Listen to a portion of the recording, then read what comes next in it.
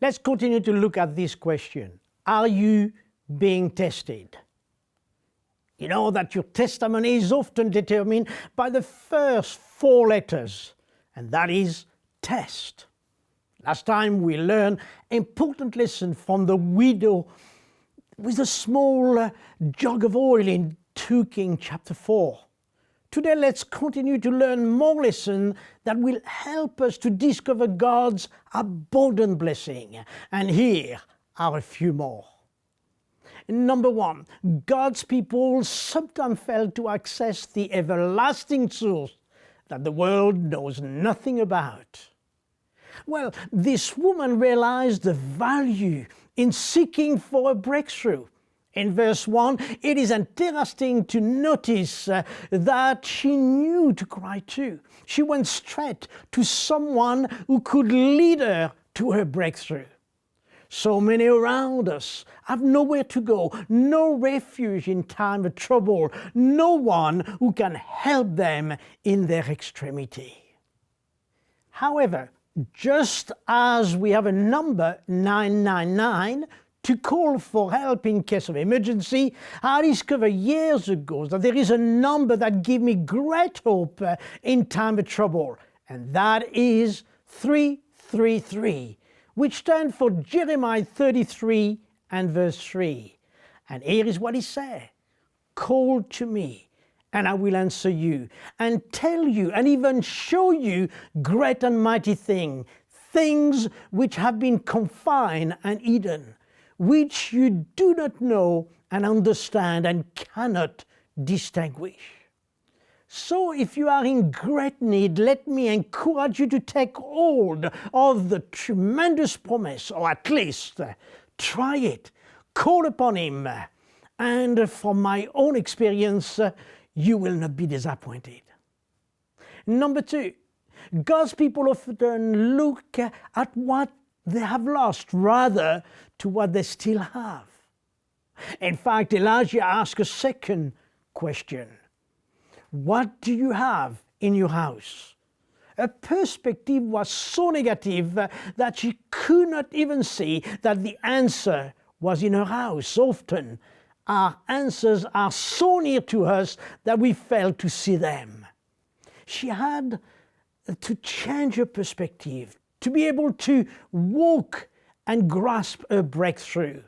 So today, it's time to change your perspective and realize that your answer may not be as far as you think. Remember, your perspective will determine your breakthrough. Number 3, God's people still have to learn to put their faith in action by trusting and obeying.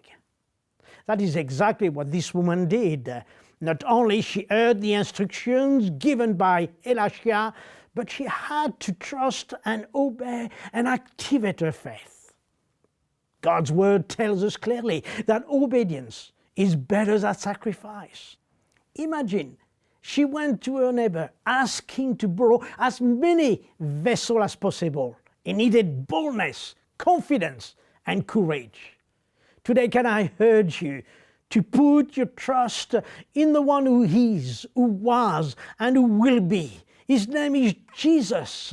And as you put your faith and action in Him, the author, the finisher of our faith, I can tell you that expectation is a fertile ground for a miracle. So make sure you don't miss it. Number 4, God's people miss their best as they fail to understand that capacity determines the flow of God's blessing. Elisha told her in verse 3, "Go around and ask all your neighbor for empty jar. Don't ask for just a few." You see, capacity always determines the flow of God's blessing. For according to your faith, it shall be done unto you. Those very words of Jesus are still very relevant to us today. As Elijah asked her to get as many jars as possible, in other words, telling her to create capacity. So it is also the same for all of us today. Please note that the flow of oil only stops as you run out of jar. So make room, increase your capacity, and enjoy God's abundant blessing. Remember, if you are experiencing a testing time, don't be discouraged.